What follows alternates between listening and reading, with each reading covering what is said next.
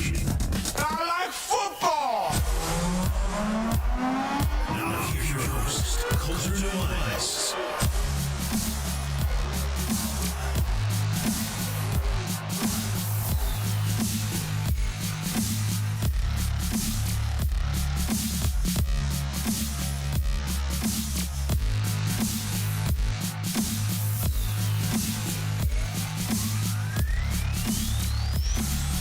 Sometimes you got these bright ideas that turn out to not be so bright. But I'm here. I'm alive. We're doing it. It's Nuanez Now, 102.9 ESPN Radio, SWX by 10 Television, and the ESPN MT app. Coulter Nuanez coming to you through the Grizzly Disposal Studio. Grizzly Disposal, locally owned, veteran-owned, the only Bears that should be in your garbage. I am fresh off a plane. I landed literally 20 minutes ago.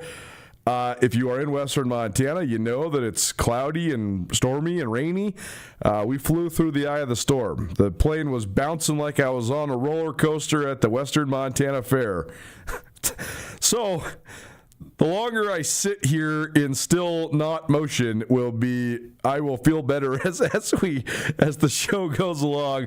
But as always, the show must go on. So we have plenty to get to today. A super late night last night. I say I got brilliant ideas, bright ideas, and that's because we wanted to be able to get back here to have an in-studio show here on Thursday. We used to drive to Boise, so then the Thursday show would be sort of a hodgepodge of whenever we could send clips in from, in between Monida and Lima and Dillon and Butte. So decided to get back. So we flew this year, which was good. But I will maintain that, and I don't care if they're doing it for television ratings. I don't care if last night's basketball game was the highest viewed basketball game in the history of the world. It's just not. It's unholy to have basketball games that tip at 9:50 at night. I just don't know why. I do know why they do it. I know the rationale of what the Big Sky Conference is trying to do. I just don't think it makes for great basketball, and I certainly know it's not very great for the people that are there working the tournament and covering it. We got done with the post game cutting the nets down at 1:37 last night. We walked out of the press conference at 2:02.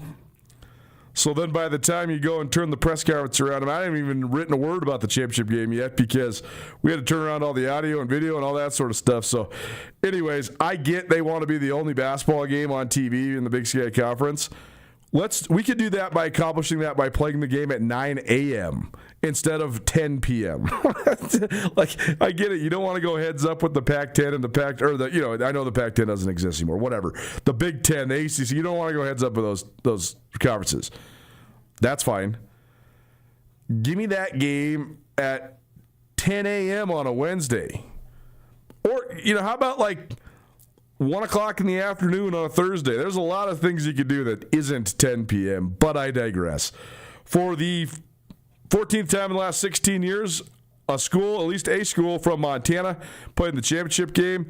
This time around, it was two schools from Montana. The Montana State women, we gave you the update on that because that game was in the books by the time we were off the air yesterday. But the Montana State women lost to Idaho in a nail-biter, 59-57. Vandals going back to the big dance for the first time in 10 years.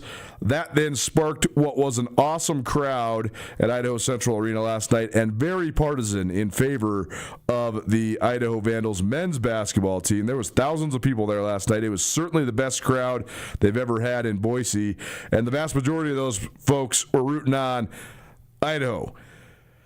Vandals men also get it done. They beat the University of Montana men's basketball team. The Vandals become the first team ever to win 4 games at the Big Sky Tournament. They won 4 games in 5 days. They're the first 7 seed ever to advance to the NCAA tournament. They are a 21-win team, so maybe they could sneak their way up into getting a 15 seed, but I think they're going to get a 16. But they are going back to the NCAA tournament for the first time since 1990. That's pretty amazing. It's been, for a lot of people, a lot of Idaho people, a lifetime. There's some Idaho guys who I know listen to this show. They got a fan podcast called Tubbs in the Club. They did a pod last night, and they were mentioning that it was the first time in their lives that and they are like mid-30s guys that they had that Idaho had won the Big Sky tournament and advanced to the NCAA tournament. So a long drought, but Idaho gets it done 77-66 against Montana. And just like that, another year in Boise in the books. Thanks to our great friends at Palmer's Drug for sending us to Boise, as well as our great friends at Blackfoot Communications and Stockman Bank. We couldn't have done it without those fine folks sending us on the way there to Boise. So certainly our tournament takeover. It's now complete. We're going to talk tons of tournaments still because it's state tournament time here in the state of Montana as well. But the news of the week so far is that Idaho times 2 going to the NCAA tournament. So pretty exciting time for the the Vandals athletic department. For the Grizz, they were disjointed all year. I think that the notion that we had been spinning that they had the highest ceiling in the conference was true, and I think that bared out with them making it to the championship game. I also think the fact that they sort of hit the skids and couldn't find any flow in the championship game also was sort of microcosmic of their season. I thought Travis DeCuire did a great job to get the team to peak at the right time. But then also, even though Idaho was the 7th seed and Montana was the 4th seed, once you found out that Money Williams was under the weather, the Lady Grizz had some terrible illness run through their team. Avery Waddington and Matt Koenig basically missed full games in the tournament because of it. I don't know if that was the same thing that Money Williams was sick with, but he was sick last night, and that certainly held Montana back. Williams did have 19 points, but he had 40 and 32 the nights before, respectively. So I just thought that the way the tournament went for the Grizz is just sort of the story of their season. They had these great high water marks, like beating Portland State 3 times, including in the semifinals of this Big Sky tournament. And then they also had these moments where they just didn't really have any flow, and they looked clunky, and they looked inept offensively, and that was sort of the case last night, too. I thought the Grizz played well enough defensively to win the game. They held Idaho to 41% shooting. The magic number sort of for Travis DeCuire's teams is 40. Almost always, if they hold a team under 40%, they're going to win. I thought the Grizz played great defense all week. I thought last night the offense didn't show up, but Travis DeCuire said that in the postgame, which we will hear from Coach DeCuire, Ed Money Williams, and Tajon Sawyer following the game from last night. We'll also hear from Alex Pribble of Idaho. We're also going to hear from the Montana State and Idaho women's sides of things coming up here just a little while. But for the Grizz, I don't know. We'll get into it. Where do you turn from here? It all hinges on if Money Williams comes back again. They've gotten him to come back twice. I know he's gotten some big-time NIL offers. You have to imagine that he's going to get another big-time one, especially having the tournament he just did. He's a guy that probably is going to get a 7-figure offer from somebody. And if he gets that, I just don't know how you say no.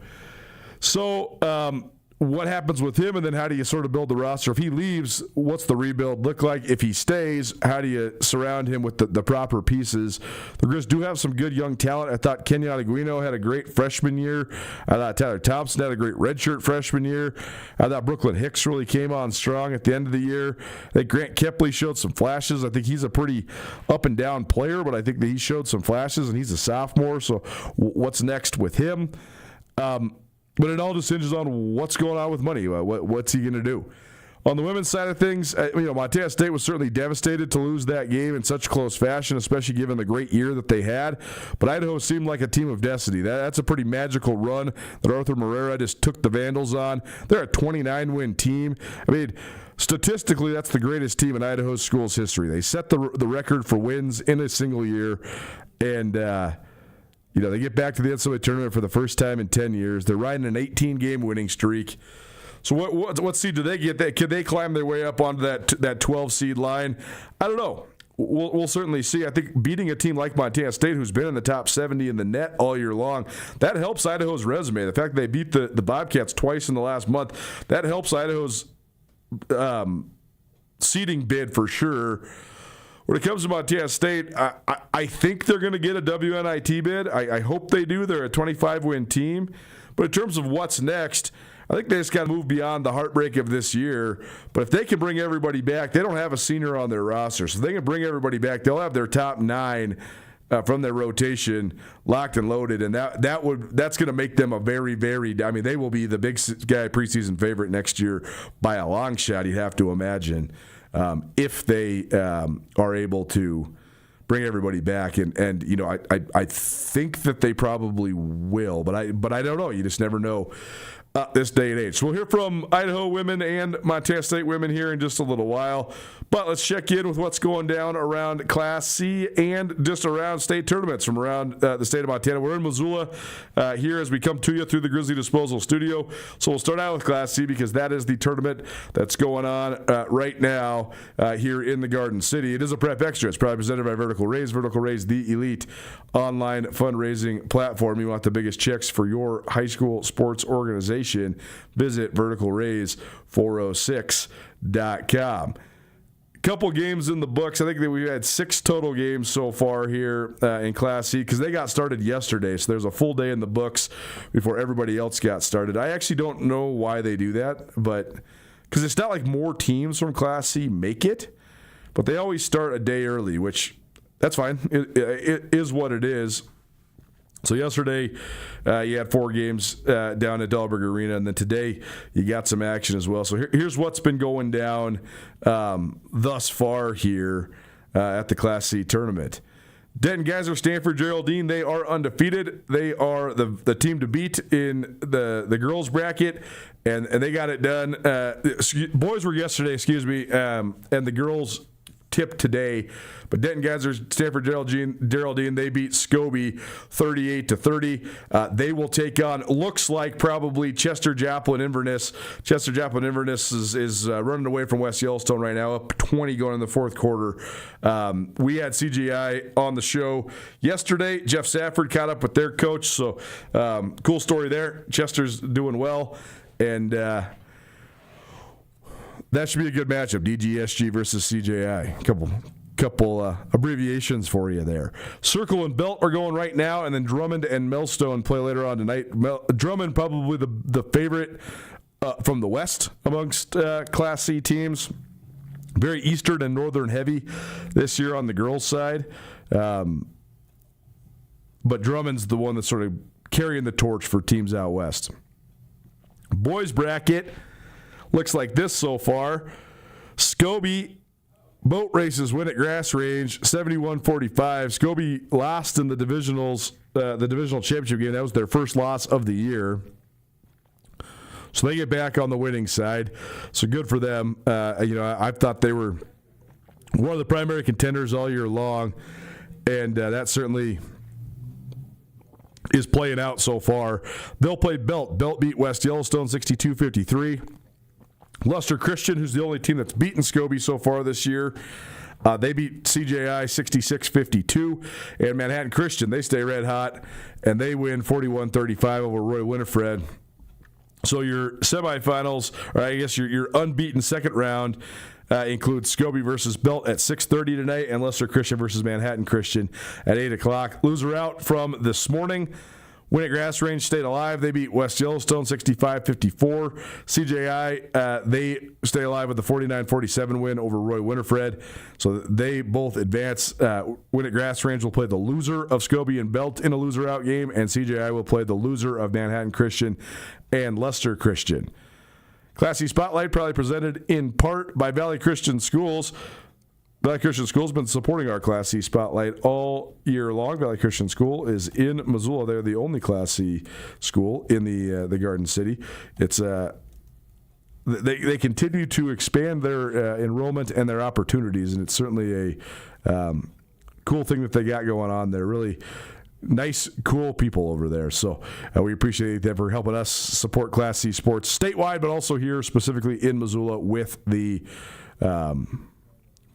Class C tournament coming to town. Let's check in with AA. That's going down over in Billings. Slight upset, I'd say, in the first game of the boys tournament. Helena High, who had to win a play-in game to get into the field, they beat Great Falls CMR 68-60. The Wrestlers were the 2 seed out of the East, but Helena High rises up and gets it done. Missoula Sentinel also gets off to a good start. They beat Billings Senior 52-41. So you got an all-Western semifinal tomorrow at 6:30 p.m. Helena High versus Sentinel. Missoula Hellgate plays their tournament opener at 6:30 tonight against Bozeman Gallatin, and Billings West plays Missoula Big Sky at 8 p.m. tonight. Coming up about 5:30 here on the show, we'll hear from Zach Murphy, the head coach of Missoula Big Sky. His squad was able to rise up and beat Butte in a play-in game to get to the state tournament. So pretty cool deal for them. And the loser outside the bracket in boys AA, CMR and Senior play tomorrow morning, with the winner advancing and the loser the dreaded O2 barbecue when it comes to the state tournament bracket. Class AA girls bracket looks like this so far. Billings Senior gets past Butte 57-50. That was this morning. Bozeman Gallatin, the defending champs and the only undefeated team left in AA, they boat race Helena High 74-28. So Senior versus Gallatin is the top side of the bracket there. Tomorrow, that's at 3:30 p.m. Then going on right now, Billings West versus Missoula Hellgate. That game should probably be about halftime. So I'll find a score for you when we go to break here in just a little while. But that should be a good one. And then Missoula Big Sky, the favorite out of the Western AA, they take on Billings Skyview tonight at 5 p.m. Helena High and Butte playing a loser-out game tomorrow morning at the Class AA tournament in Billings. Prep Extra, probably presented by Farmers State Bank. Farmers State Bank, enriching the lives of Montanans since 1907. Class A tournament going on in Great Falls. Lockwood gets off to a good start this morning. This is boys basketball, 65-53 over Ronan. Billings Central, the defending champs, they boat race Butte Central 71-45. So they look like they're a team on a mission to get the rematch now between Lockwood and Billings Central. Lockwood's only loss this year is to Central, but Central overtook Lockwood atop the polls with that win, and they haven't lost since. Going on right now in Great Falls, Frenchtown beating Glendive 21-17 at halftime, and then Dillon and Miles City play in the 5 o'clock game. Class A girls bracket looks like this so far. Sorry, waiting for the bracket to load up for me. Frenchtown emerges against Hardin 47-46, so Mason Quinn and the Bronx into the semifinals. Billings Central, the girls are the two-time defending champions and the favorites in this tournament. Certainly, they dismantle Big Fork 58-24. And then this evening, you got Havre versus Whitefish and Dillon versus Laurel. So tomorrow, that Frenchtown Billings Central semifinal game will certainly be much anticipated. And of course, we got to get to Class B as well. Class B bracket looks like this so far. Anaconda boys stay red hot. They won the Western B Divisional by beating Loyola, and they get it done in the first round of the state tournament, 48-43 over Shepherd. They will take on Lodgegrass, the last undefeated team left in Class B. Lodgegrass, they win 58-43. In fact, Lodgegrass is the last undefeated boys basketball team in the state of Montana. Since Scobie lost, St. Regis lost. Lodgegrass, though, they take their unbeaten record, and they'll play Anaconda tomorrow at 6:30 in Bozeman. Again, Lodgegrass beat Fairfield 58-43. This evening in Bozeman, the Harlem boys, who are red hot, they take on St. Lebre. And that should be an up-and-down, really fun, fast-paced game. And then the nightcap, Three Forks, takes on Missoula Loyola. That one is at 8 p.m. from Brick Breeden Fieldhouse. Nuanez Now 129 ESPN Radio, SWX Montana Television, and the ESPN MT app. This portion of our conversation probably presented in part by Cash One Pond. Cash One Pond, the premier pawn shop in western Montana. You need quick cash, Cash One Pond can get you a pretty easy cash loan. Go see them out there on Roller Coaster Road. They got awesome inventory. They got firearms, power tools, all that good stuff. But they also have easy ability to get quick cash if you need it. Just go see those guys. They're awesome pawnbrokers, and they can take care of you. They're located on Roller Coaster Road, just past the Missoula Airport, just short of the Y. Cash One Pawn, Missoula's premier pawn shop. We'll take a break, come back. What's next for Montana State? Will they get in a WNIT game? What's next for Idaho? Can they get a favorable draw in the NCAA tournament?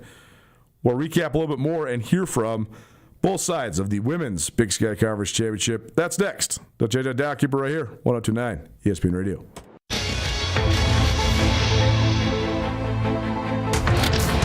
Are you a sports fan who loves to win? Get in on the action with sports.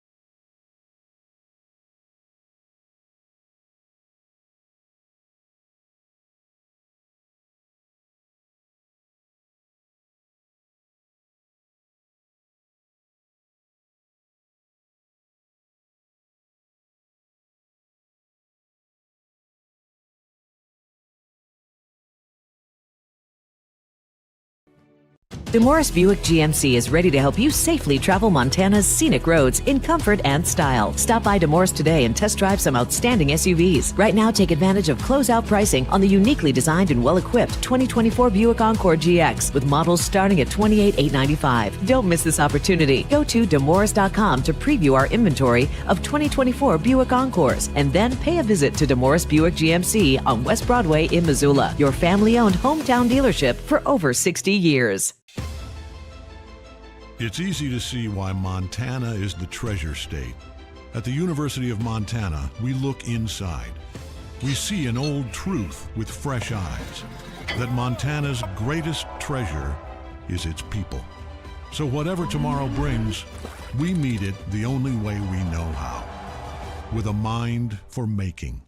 Because what's made in Montana is remaking the world.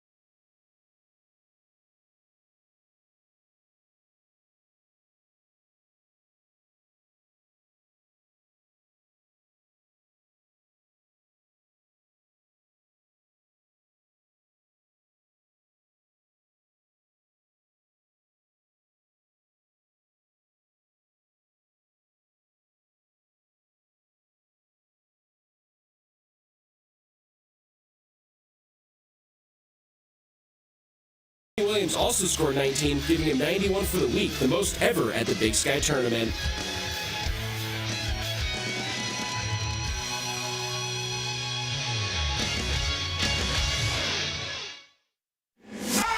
It's Nuanez Now on 102.9 ESPN Missoula. Watch the show statewide on SWX Montana Television.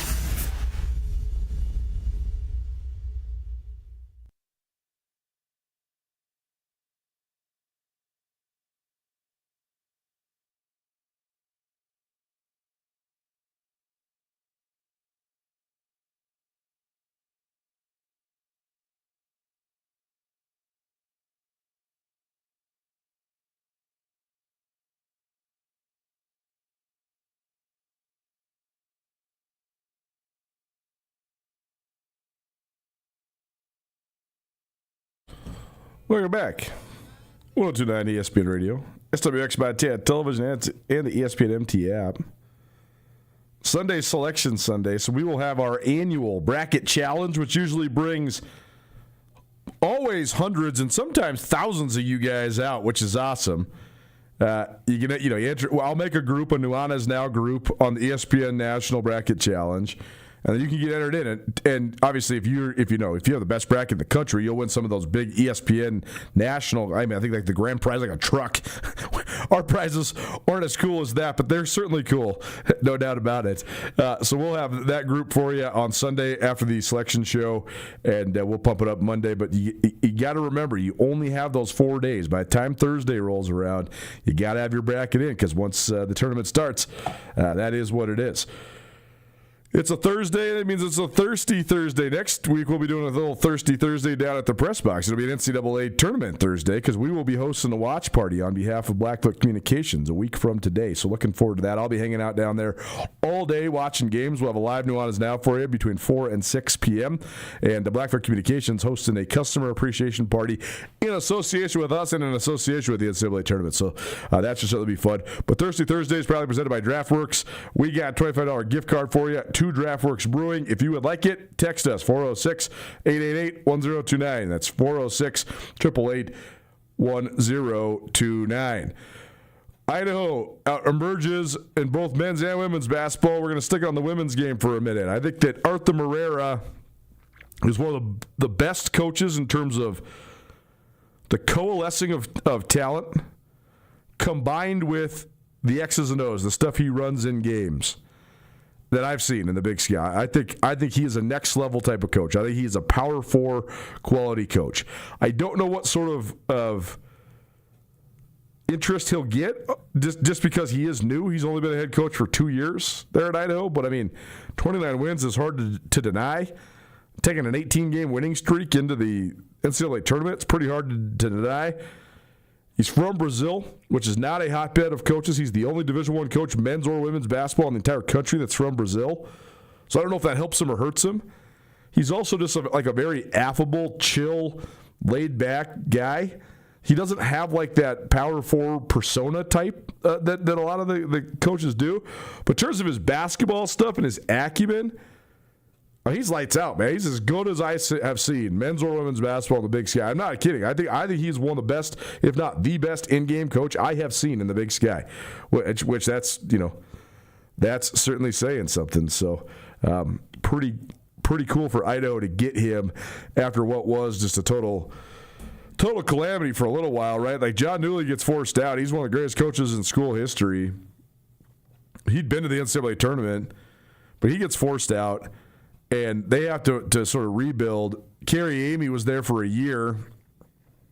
There was the weird story with her contract where she didn't have one.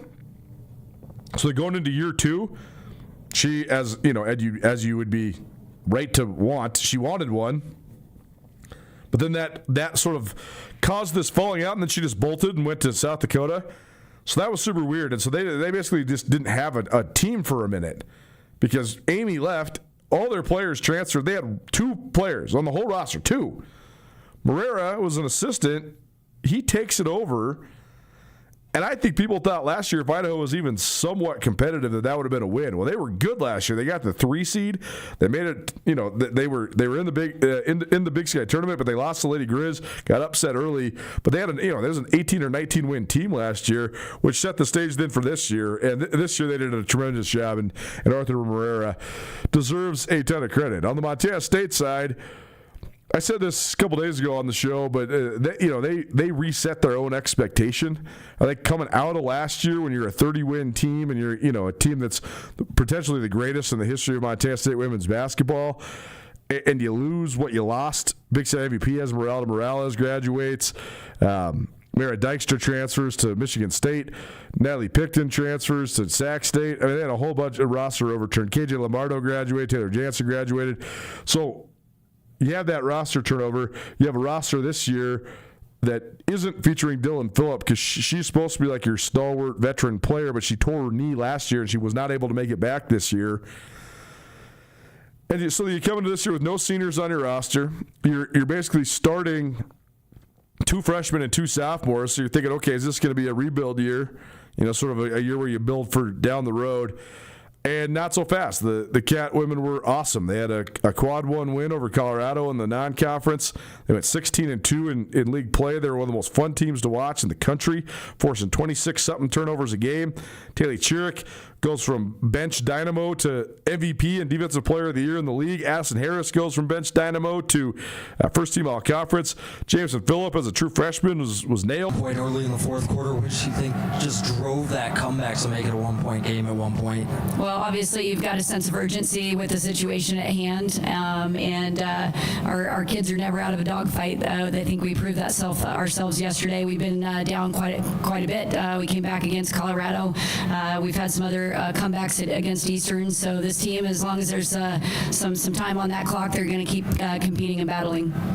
What were the challenges of that defensive look that they were giving you in the half court with the center sort of camping under the rim? And what can you do to challenge that in the half court? Well, obviously, got to hit some outside shots, and we started screening her off a little bit. It plugs up the paint. It's hard to get downhill, and they've done a great job with that second time around, and didn't have enough answers for it today. Jameson, with that defensive look that you did see, I'm curious. You still end up taking the most shots on the team, the most shots in the game. Was that something you were hoping to do, or instructed to do? Just keep being aggressive, or you just happen to see spots where you could maybe make an impact? I think you got to take it play by play. When the open opportunities were there and I knew it was a confident, good shot I was willing to take, I was going to take it. But other than that, I was going to try to create for my team. So I don't think necessarily going into it as I'm going to take the shot every time. But if it's the best look for the team in the moment, it's the best look.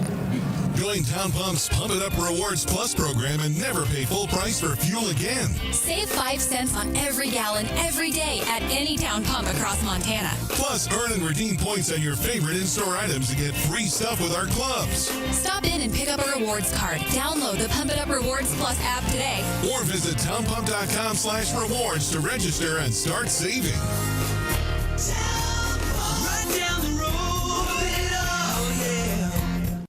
What have you learned about what it takes to win one of these championships, and what have you learned about what it takes to defend it? Definitely, there's a lot of similarities between this year and last year, but just the dogfight aspect of it, everyone's bringing their A game to these kind of things. And so I'm really proud of how this team fought back in the fourth quarter.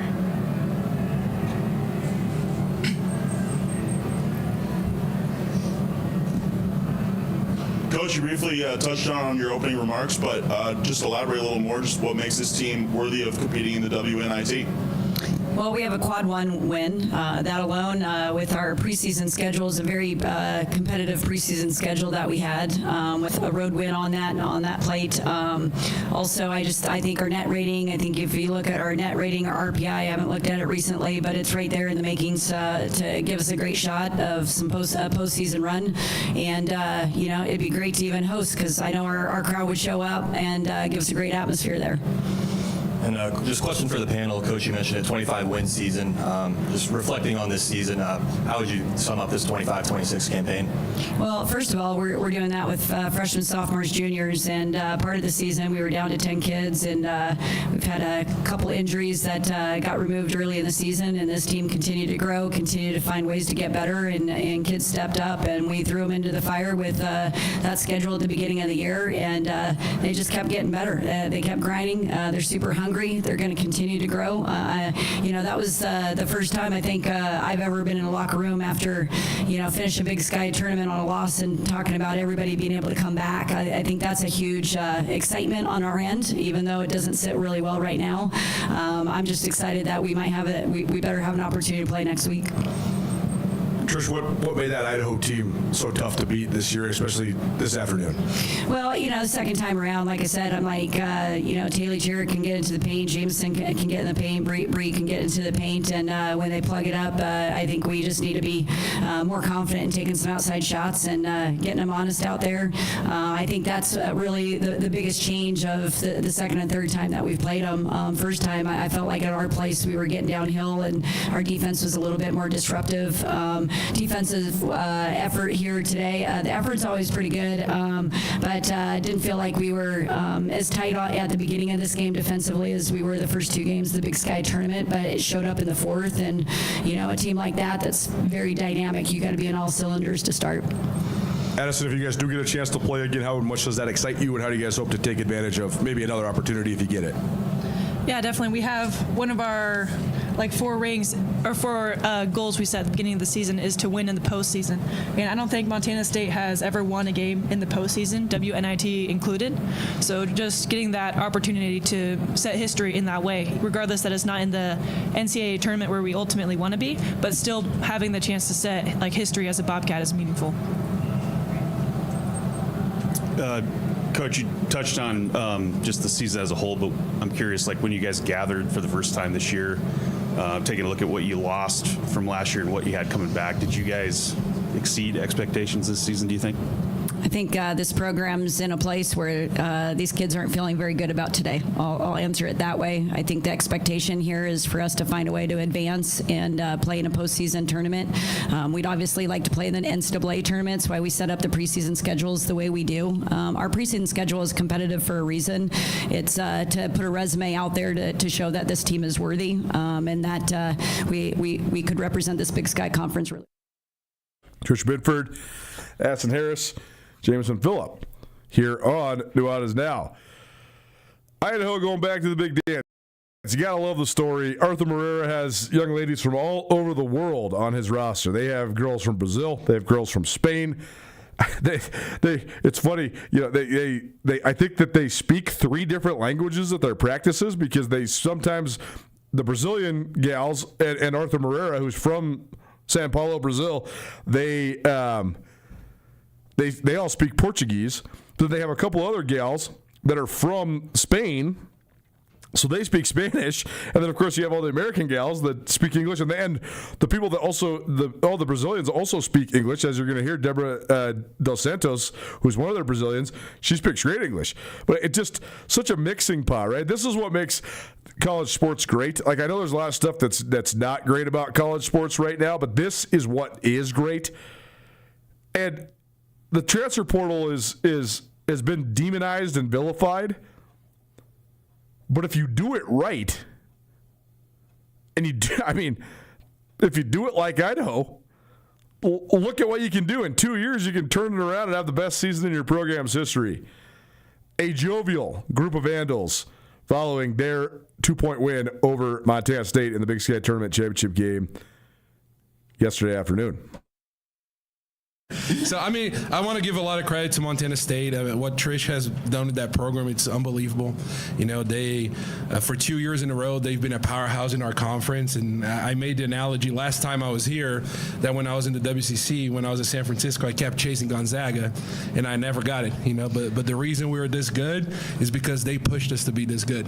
After we had that beat down in Bozeman, we had to come back home and reevaluate some things. These girls locked in, and then we did what we did. But I want to give them a lot of credit. They're really, really good. They're a national powerhouse. I think this year the Big Sky deserve to get 2 teams in the NCAA tournament. So I know it's probably not going to happen, but they deserve to be in as well. So really proud of these girls. It's been a lot of work. It's been a lot of work. They put their head down and they worked the entire year starting the summer.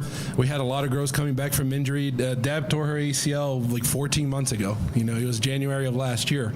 So she came back in less than a year and came back to be an all-conference player. The hope could have gone anywhere. She chose to come here, and now her goal was to win the conference tournament, get in the NCAA tournament. Now she was the MVP of the Big Sky tournament. So it's a lot of people that decided to take a chance on us, and this doesn't happen just by one person or 2 or 3. It takes the whole team, the entire roster, all of our staff, all our support staff, our admin. So I feel like this is the people's trophy right here. It's not just for our program. It's not just for us. Coach, it's been 10 years since this program has been to the NCAA tournament. Since then they've been the 1 seed. They've lost in the championship game. They've even had a championship game canceled. Right. What does it mean to you to take this program back to the NCAA tournament? Yeah, it means a lot because they deserve it. They have a really rich tradition in women's basketball, and now we play, in my opinion, the most beautiful arena in the country, and that we have a lot of support. Our community's awesome. Our fans are awesome. And we have the best band in the country, so that they deserve to have a program that's playing the NCAA tournament. They deserve to get on that flight that the NCAA is gonna fly us out and play in that first round. It's a special place. If you've never been to Moscow, I was saying this to a reporter that just asked me that question. I was born and raised in Brazil. I've moved all over the place in the U.S., mostly in California. Moscow is the first place that it kind of feels like home, and once you leave home that young, you kind of always on the move. You don't really care about where you go because you don't have roots anywhere, and I feel like I do now. It's a special place, a special community. You hit on a defensive adjustment, sort of that second game against Montana State this year. It seems like you went back to something similar in this game. Why does that work so well against them? Were you surprised by any adjustments that Trish made or maybe didn't make to that scheme? Yeah, in the beginning of the game, they didn't. We decided to have our 5 guard their point guard, and some of their players are not as good shooters, and gave really strong help in the paint. And then for the first half, I felt like it kind of was played like that game back in Moscow, and then she had some really good actions that she adjusted in the second half, of setting some screens low and using her as a screener to kind of clear out the lane. So then we had to adjust. That's what a basketball game is, especially for the championship when the game is that tight. It's like a chess match. She'll make an adjustment there, we'll make an adjustment here. But these girls are so good about adjusting on the fly. Whatever we come up with, we tell them to do it at a timeout, and they execute it to perfection. So I felt like that disrupted them. And then when we made an adjustment to her adjustment, that kind of helped us get those last stops and down in the fourth quarter. Hope and Deb, when that final buzzer sounded, tell me how you felt and also how proud you are to do it in a school that you chose to come to. Yeah, I mean, so many emotions. I was just so happy to be a part of this team. I love each and every one of the girls. We have such a special bond.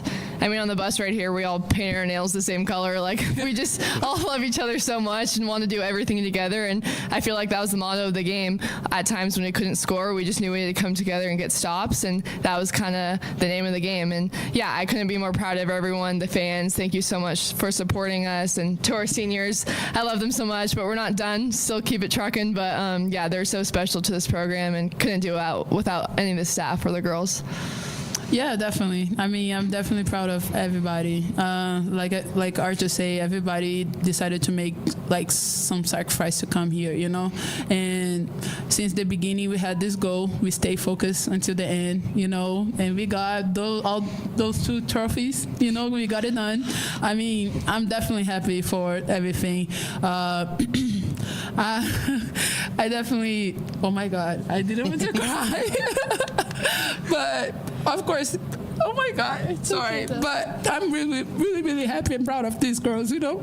It was like definitely like a long year, but we got this. And of course, everybody here deserve it, you know. Arthur, he kept saying like, oh, I came from WCC, but I mean, I knew what other coach he was, what other coach Derek was, you know. So I knew, like, whatever, WCC, I mean, no, don't mean like that, but yeah, WCC, but okay, I knew what they could do, you know, so I trust them, and I'm just, like, happy that I did that, you know, so, yeah. And Coach, a few weeks ago you said it took a lot of gambles from a lot of people to build this program, to choose you, to choose Idaho.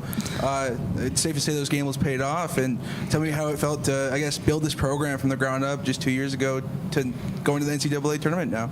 Yeah, I mean, it's been a crazy ride, man. It's 2 years, you know. It feels like it was 7 years with how much work we had to put in, and these girls had to put it in. When we took the job over, there was two returners on the roster and only one that played. You know, the Sarah Brands was the only one that was playing last year that had playing experience the year before. So we kind of had to build it from scratch. And, you know, I know there's a lot of mixed opinions about the transfer portal, but I felt like we found a pretty good formula of bringing some really good freshmen out of high school and then mixing in with kids like Hope, with kids like Deb, you know, that are great for the culture and are super talented players, and it allows us to turn it in that quick. You know, it's a blessing. Sometimes it's a curse, you know, but I feel like we're used to our advantage. And we kind of found the formula that works for us. So this is special, and we're going to keep doing it. You know, my goal is not to just win this one, and we want to do it again next year. We want to do it again the year after that. You know, I want to build this program into a powerhouse in the mid-major level, and I think we can do that. Arthur, on that note, you have players from all over the world, and you've built this sort of twofold with high school and you know, transfer portal recruits. How have you made this team come together in such short order? And then same for you, Hope, like what has made this team so special? How have you guys been able to form that bond that you talked about? Yeah, for me, it starts with the recruiting process. You know, it's not just finding a name in the portal, look at the stats, and say, all right, this girl can play. You know, right after college, I got to work for the Philadelphia 76ers for a summer, doing some scouting in Brazil and South America, and they gave me like a report of what I needed to research about a guy that they didn't even draft. You know, and there was information about the salary, how much their parents make, how they treat the person that does do their laundry. So I kind of took that to recruiting, and we do tons of research. I mean, there's some players that I'll call their brother's AAU coach or junior college coach to see how the family is, you know, so he's not just finding a name there and plugging it in. So we try to recruit good character too out of the portal, and I feel like that helps when you bring all of those girls together. If you have high character people, they're going to mesh in well. Yeah, I mean, I have so much trust in Drew and Arthur and the rest of the staff of bringing the girls, and I feel like I kind of took on a big leadership role when we got those transfers this year. And the foundation started last year. I mean, we had great seniors to look up to, so I feel like we started our culture then and kind of brought that onto this year. We just really play as a team, and I feel like we all support each other, so that helps. And it's so fun to having teammates with players who are all around the world. You always hear them talk Portuguese, and you have no idea what they're saying, but sometimes you pick it up. But it's so cool to just like be in this family. Like, you don't all have to be from the same area. I think it's so cool that we're so diverse. And yeah, I wouldn't rather be on any other team. I love our staff and I love our girls. And yeah, the coaches did a great job getting everyone here. For both players, actually, what is the anticipation going to be like leading up to this selection Sunday? And do you have any requests or places that you hope you end up? That's a good question. I mean, I don't care where we play. I'm just excited to go compete. I feel like we obviously have a large winning streak, but that doesn't matter at this point. We're just going to go out there and give it our all. No matter who we play at the highest level, I feel like we can step out there and compete and just play hard. So I feel like we're excited to just go together and have a great preparation this next week coming up.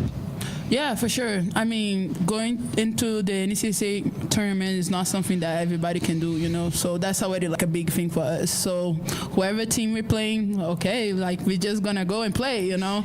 I mean, well, we're gonna see what's gonna happen, but I'm already like happy to be participating in that. I mean, I'm already a grad student, and I never had like this opportunity of winning season and the tournament, you know, so we did already that, you know, so whatever comes to us, we ready. Yeah. Coach, it's been a record-setting season. You know, most wins in a season, conference wins, longest win streak. To cap it off with an NCAA tournament appearance, also on Idaho home sale. Just how much more special does that make it? Yeah, I mean, it's great. You know, I feel like because of the culture now in college of players not staying very long, the word legacy has kind of gone away. You know, and these girls now, even the ones that were here for 1 year, if they look down the line 20 years from now, like maybe we'll beat it next year. We'll see. But this team is going to be down to history books in a lot of categories. You know, like I said, the win streak, I think 29 is also the most wins in school history, right? So it was 28 before us, and I mean, hopefully we can do something special, and maybe this team down the line can even go into Hall of Fame. You know, and when they have their families, when they're done with their careers, they always have something to look back to. Not everybody can say that. Like I couldn't do that in my college career. You know, when I was in college as a student, and when I tried to play, and we didn't even come close to the NCAA tournament. So there's a lot of people that never get to experience what they did. So it's pretty special for them. For Coach, I mean, Montana State's defensive pressure is really the hallmark of that team. Can you speak a little bit on how Hope and the rest of the guards, but really Hope handled that today? I thought they did a really good job. I mean, it was still low scoring, but in the first half, and I don't mean this in the wrong way at all, but one of the talks in the locker room was like, do not respect their defense too much, you know, because sometimes when you play a team like that, you're so scared of their pressure that you take your aggressiveness away, you know, and our goal in that first half was to attack them. You know, if they're going to press us, let's attack them. And then they made a good adjustment. They kind of were a little less aggressive in the second half of their pressure, so we didn't get a lot of points in transition like we did in the first half. You know, I thought they did a great job. I mean, all of our ball handlers, Hope, Kira, Anabia, Ella, KK when she came in, and then our post players, Deb and Little, did a great job finishing too when they got those looks in transition. How great was that? I mean, Deborah Dos Santos just light it up. Bilingual people fascinate. I mean, I am a linguistics person. I talk on the radio for a living. I took Spanish all through middle school, all through high school, all through college. At the University of Montana Journalism School, you have to do Spanish 101 and 102. And I actually then took 201 and 202, which is supposed to then make it so that I'm technically, quote unquote, fluent in Spanish. I'm not. Like I've been to Mexico 3 times, and I can talk to people a little bit, but I am not very good at it. The point being, I could not express my emotions at a press conference in a different language like Deborah Dos Santos just did yesterday after winning the Big Sky title with the University of Idaho. Awesome. Just the emotions of the moment. I mean, that's what we love about sports, right? And Idaho's a great story. You can tell those gals really love each other. And 29 wins, we'll see. I don't know if they can get up to that 12 seed. The bummer for them is that Washington State's been very good the last couple of years, but they weren't good this year. Idaho beat Washington State. If Washington State was an NCAA tournament team like they had been in previous years, that's a big win that could have then boosted Idaho maybe up a rung. And it's so important, like the 12 compared to the 13 is so important in women's basketball because then you don't have to play at a hosted site. Like last year, the Cats got a 13, and they had to go to Ohio State. Like playing at Ohio State is just so much more challenging than if you get to play. Let's say you play Ohio State, but it's not at Ohio State. That would just be so much less challenging than playing on a team's home court. But then the women's tournament, the top 4 seeds in each of the 4 brackets host the first 2 rounds. And so if you are a 13, a 14, or a 15, then you have to go to one of those host sites. Whereas if you're a 12, you can get in at one of those other host sites, but you're not playing the host school. So that's why it's even more pivotal, I would say, on the women's side. Nuanez Now 102.9 ESPN Radio will give you a couple more updates that we can find from around state tournaments and also give you more chances to win some beers as well. Thirsty Thursdays, and state tournament time in the wide world of hoops. All that next. Keep it right here, 102.9 ESPN Radio. The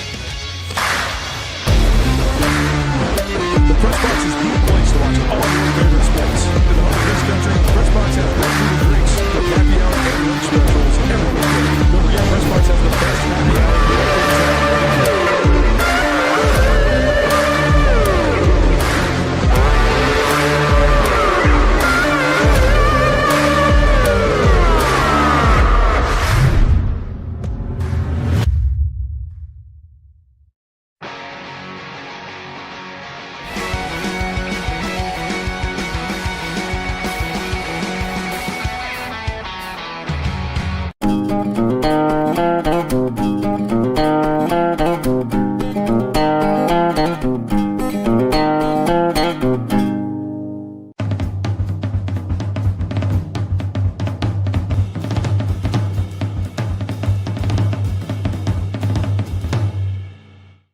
Les Schwab changed the tire game more than 70 years ago.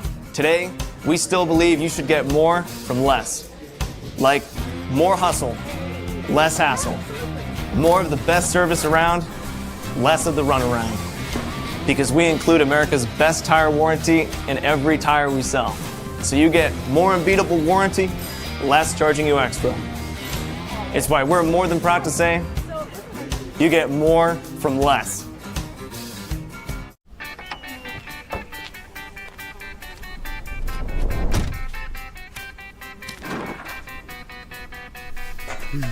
What do you expect me to say to her? She's getting married in 30 minutes. We're doing everything we can. John, can you hear me? John.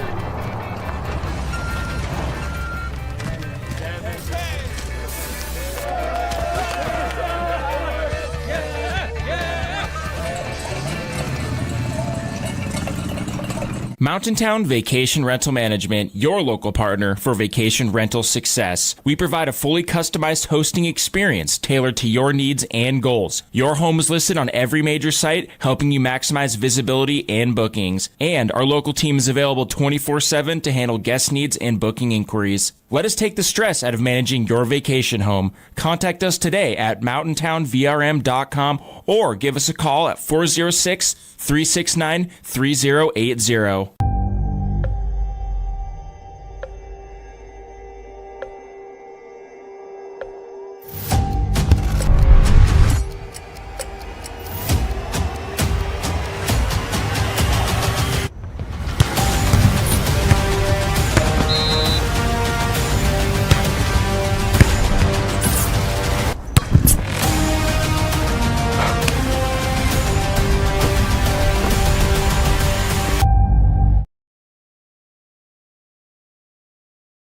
This is Nuanez Now on 102.9 ESPN Radio Missoula.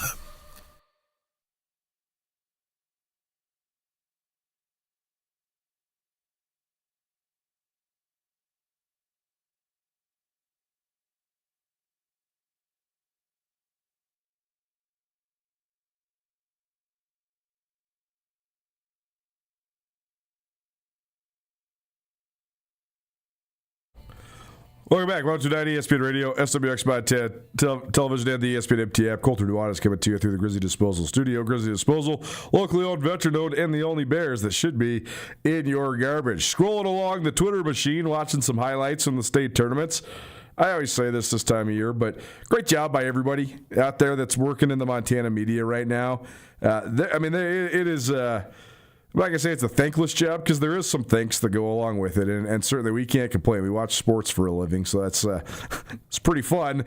But it is a grind when this time of year rolls around, especially for those that have to go do Boise and then come back and do state tournaments. It just makes for some long days and nights, but it's always fun. And I if you're out there and you're putting out content, I at least know I'm following along with all of it. I love it. But I just saw a sweet video. This is courtesy of our buddy Josh Margolis, who's NBC Montana in Butte. He just did a highlight video of Tice Todorovich, who's from Helena High. I think this kid's the next one, man. He's only a sophomore. He's like 6'5" already. And he absolutely filled it up in Helena High's win over Great Falls CMR. He goes 11 of 19 from the floor. 31 points. He also chipped in 9 rebounds, so he had a day. And Helena High beat CMR in the opening round of this tournament, 68-60 in overtime. And Todorovic, the star of the show. So great job by him. Missoula Hellgate girls final in the books. Billings West, no trouble with the Knights. They win 56-44. That's not that surprising. I think that West is definitely Gallatin's the team to beat, but I think West is one of the primary contenders. They only have 2 losses this year, and they were both to Gallatin, so certainly they are. They've been very competitive already. Reese Henderson, 18 points to lead the Golden Bears, and Reagan Susi added 16 points for Hellgate. I'm sorry, this is the box score. They like basically fax you the box. They fax the box score through the email to your phone. So sometimes it's great to have it in real time. Like this game just ended, so this is awesome to like have this information. It's just a little small. So Hellgate just one double-figure scorer. That was Paisley Johnson. So the Knights are going to have to fight their way back through the losers bracket if they want to get a trophy, with Billings West moving into the semifinals of the Class AA state tournament. We'll have more state results for you as I continue to track them down on the other side. And we're also going to talk about late night last night as Idaho did it again. Double dip for the Vandals. They're sending both their squads to March Madness. Last school to do that was Montana State back in 2022. The Idaho men sort of came out of nowhere. They were the 7th seed in this tournament. They are the first 7th seed to ever win the Big Sky Conference tournament in Boise. So we will hear from the Vandals, and we'll hear from the Grizz, who lost in the Big Sky Tournament Championship game last night. All that coming your way in hour number 2. Our tournament takeover and all of our March Madness coverage probably presented in part by Bob Ward's. Spring sports right around the corner. Bob Ward's has all the new stuff. You need baseball bats, you need gloves, you need anything for the spring sports season. Bob Ward's has got it. You don't have to run around all over town to find it. You can just have one stop. Go to Bob Ward's. Also, the winter clearance is out right now, too, so this is your last chance for savings. Once it's gone, it's gone. They have everything from talking hoodies to athletic wear and a whole lot more at serious discounts. Go get your spring sports stuff, everything from gloves to cleats to baseball bats to soccer balls. They got it for you at Bob Ward's. Huge savings, top name brands, all under one roof. Shop Bob Ward's, Montana's oldest sporting goods retailer, and get geared up for the season the right way. Hour 2 coming your way. Don't check that out. Keep it right here. 129 ESPN Radio.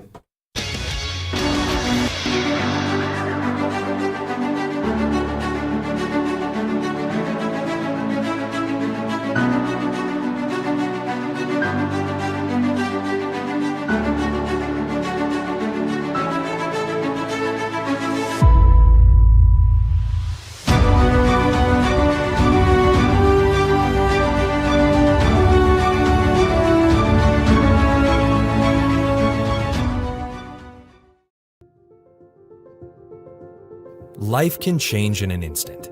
If you've been hurt in an accident, suffered from medical negligence, or are facing criminal charges, you don't have to face it alone. At Ryan Miller & Coburn, we're here to listen and fight for you.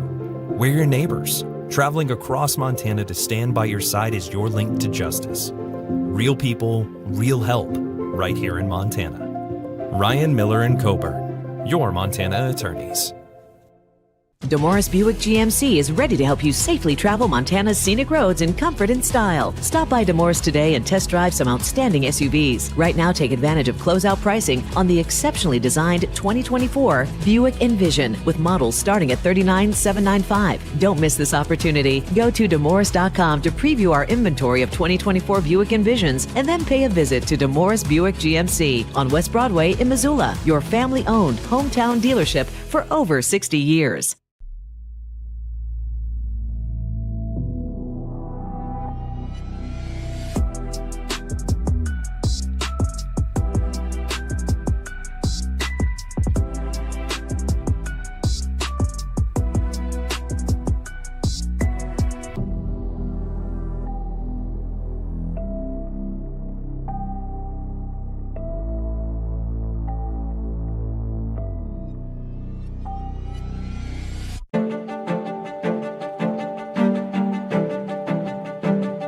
Life's about the journey, not the destination, right? Why can't it be about both?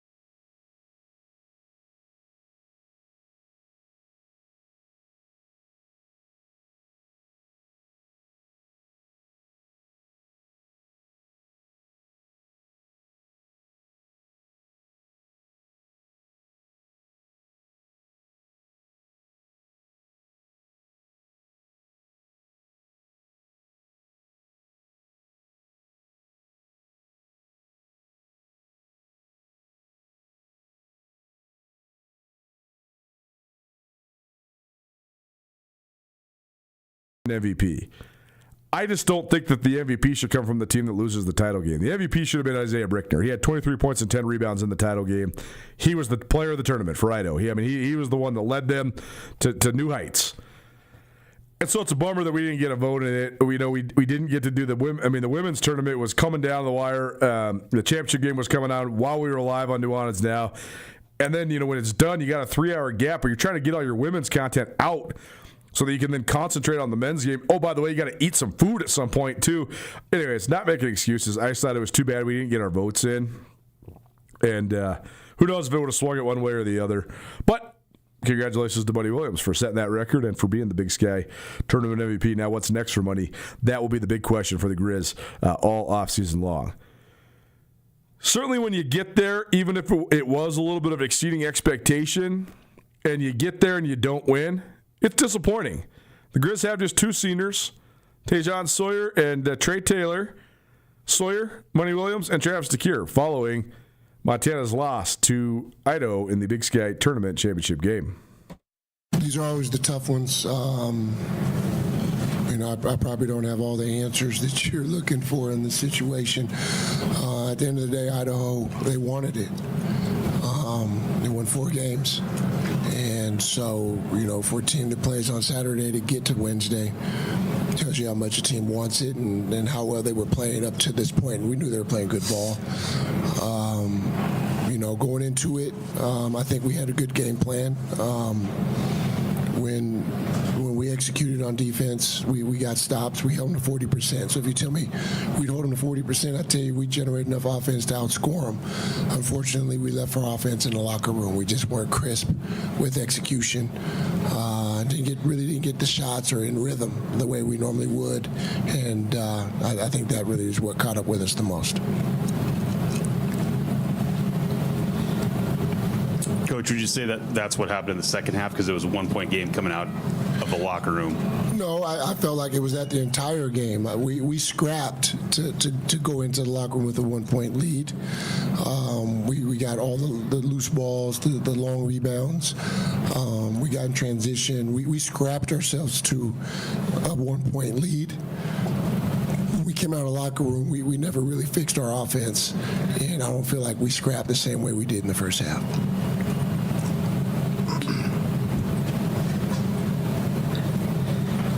For both Travis and Tajon, there hasn't been a lot of atmospheres like this in terms of how partisan it was. How much impact did that have on the game? I would say that, we discussed it. We knew when we got here and went to the game on Saturday, we could see in the crowd the presence, the Vandal presence. You see it if you walked around downtown Boise. It's rare that the Grizz don't show up. Unfortunately, that's where we're at right now. Is we just have not had very much presence down here in Boise the last couple years. But I'll never say that that's the reason that we lose a basketball game. That's a big up to Idaho because you're talking about a program that hadn't won a championship since '93. 90. So for a team like that, a program like that, to go as long as they did without a championship. And almost as long without even showing up or participating in a championship game, to have that many people at the game says a lot about the support and the community, belief in the direction of the program. And it's good to see, and I think that made it healthy. I think our guys wouldn't have wanted any other way. They want people at the game. So whether they're dressed in black or maroon, we want the gym full. They were face guarding you. How much did that impact just the way you were able to operate? It was definitely a different face guard. They topped me a lot. It was very frustrating trying to get the ball, try to get into rhythm. They executed pretty well. Money after the game ended there. You're sitting on the bench for a while watching Idaho celebrate. What were you thinking sitting there for a few minutes, and what message did Coach Cobb have for you when he came over? He just told me to keep my head up, and they won, and I respect that. And at the end of the day, I feel like if I soak that in, that's going to make me a better player in the future, and that's what I like to do. Trav, just looking at bigger picture of the season, I know you guys were trying to go back-to-back for the first time since 18-19. That was in a different era of the NCAA and college basketball to get to this game 3 years in a row and win it once? Is it still reassuring or reaffirming to you that you guys are able to still get deep in the season in this new era of basketball? Yeah, we just did it, right? I mean, we returned 3 players that played real minutes from the team that won it last year, and we got right back to the game. It was harder to get here than last year. From 2018 to 2019, we only lost 1 player that was in rotation in the conference tournament. So it was a lot easier to have chemistry, momentum. You didn't have to change very much to get back to it. This year we had a lot of adjustments to make throughout the season. We were missing some pieces. We were short a little bit on our roster with pieces and depth, and it caught up with us. It made it very difficult, and so we just got to keep rebuilding, and that's the hard part about this day and time. Tajon, the guy sitting next to you, has been a good friend of yours for a while. You've been hooping with him for a while, and he had a really special tournament this year. So as the college chapter of your career starts to come to a close, just thoughts on that and the whole thing overall? I feel like I had a great college career, watching money as well. Like, it's been special. Like, I'm excited to see what's in the future. We had a great run together. Ever since we was teammates, we made it here 3 years in a row. So couldn't be more happier.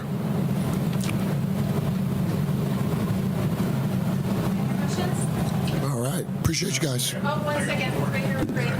Thank you. Money, there was some word that maybe you weren't feeling your best today. Can you speak to that at all? And if that had any impact on tonight? No excuse. If I feel bad, if I feel good, I still chose to go out there and play. I didn't play my best. At the end of the day, there's no excuse. They want it and they wanted more.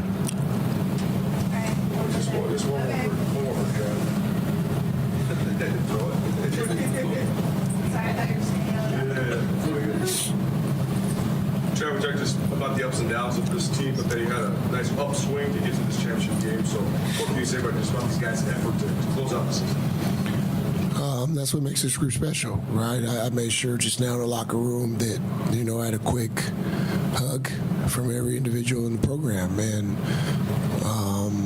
it's been hard for this group. Like I said, we've been missing pieces, right? We've had some guys out with injury. There's some roles that never really were filled with this group, and so we had a lot of guys that had to multitask, and that led to a lot of the ups and downs of the program, right? We had a time in December towards the end of non-conference where money gets hurt. 5 minutes into the game, we've got a young man at the hospital. We've got a guy that was hurt that we thought would return. So we go into that game with 3 of our better shooters not playing, and we got to figure out a way to win, and we lose, right? And so now we've got to recover from that.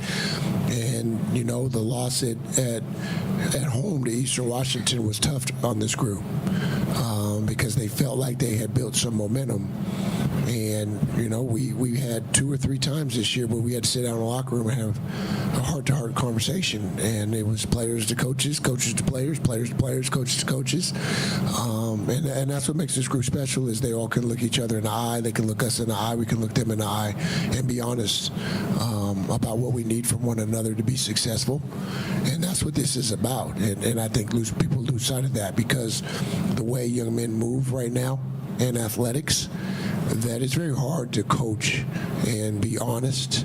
It's very hard to call your team a family because guys quit in adversity, and this group didn't do that, and nor did the team last year do that. They've hung in there because they came to Montana for the right reasons, and we're going to continue to fight for that. So, no, it's not hard, or I shouldn't say it's not any harder than it's ever been. It's always hard, right? It's going to be hard to build a good team, a team that wants to compete, that can compete, that can compete for what we're trying to. The bar's high for Montana, and it's higher for us than it is anyone in this conference.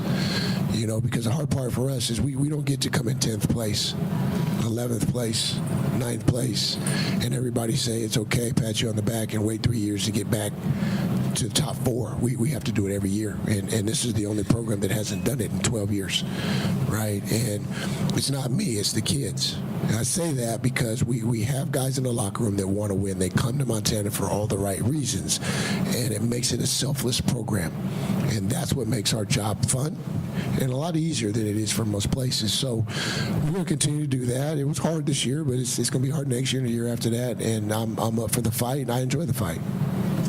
Years ago, Idaho was sort of right there with Montana, and now here they are going back to the NCAA tournament. So what do you think that means just for the league, having another contender that's going to the big dance? 3 coaches later, right? Yeah, right. It's hard. And, you've got team. This is incredible. I'm happy for him. I'm a fan of Pribble. I think he's a great coach. I think he's done a good job. He had to scrap from the bottom with that program, right? And so this is their first winning season in, 5 years, 6 years? Actually, since 17-18. Right, and so that's hard, and so that's what makes it special for teams like them and Montana State a couple years ago, to have teams that haven't had a great year, that have a big expectation at that point in time, to get here and tie them up tight and compete and make it happen, and I respect them for that, and that's why they call it March Madness. Last question right here. Yeah, real quick, buddy. Just do you have a thought on being an MVP? Did that mean anything to you, despite the outcome? Like I said, I try my hardest to win.